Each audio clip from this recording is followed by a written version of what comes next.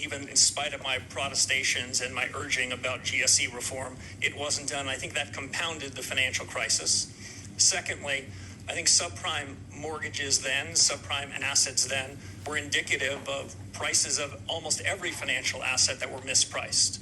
What I suggested then and what I believe now is that subprime mortgages were just indicative of a set of prices that were incorrect, and they all repriced. Just to give one fine example before I turn to the chairman. Perhaps no examples right now. Okay, sorry. Let's go to Senator Thank you. Haggerty. I want to give you an opportunity to finish that exchange.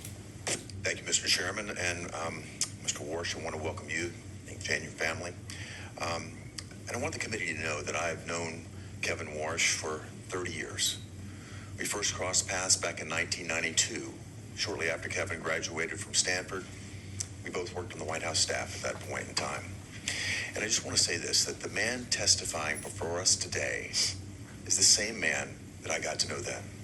Serious, disciplined, with a true heart for public service.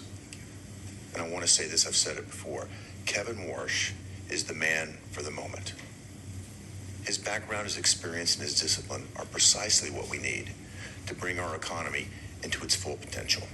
I'm delighted to see him here today as we both reinforce competence here at home and do the same thing abroad. And if I think about Kevin's qualifications, think about the contrast with the nominations that we saw with the last administration. I think this committee will recall that President Biden nominated a prospective federal bank regulator, frankly, a graduate of Moscow State University in Russia, who advocated for replacing private bank deposits with retail accounts held at the central bank. Those who might criticize Kevin for his private sector success miss the point. Kevin's experience is not a liability, it's an asset. It brings a practical understanding in terms of how markets function to bear, how capital is allocated, and how policy decisions shape the real economy. Mr. Warsh, how will your experiences in both the public and the private sector shape your governance of the Fed should you be confirmed? Senator, thank you very much, and thanks for the kind introduction.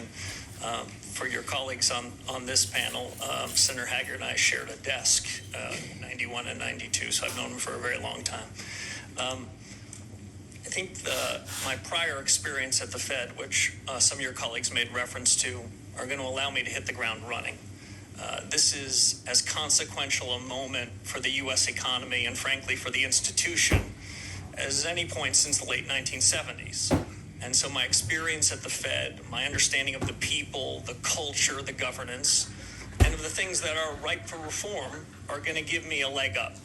We don't have a long time to do new studies and contemplate what reform should be. We have a short window to try to bring inflation back down to where it should be to ensure price stability. And because AI that Senator Kennedy referenced is so consequential, and AI is quickly becoming at something like escape velocity, it's important to revisit the Fed's models and see whether this innovation cycle, while it could have over time improvements in the price level and make the Fed's job on inflation easier, there's a question about what that means for employment, which is another part of the Fed's mandate. So I think that's part and parcel of what my background and suggestion and history would suggest.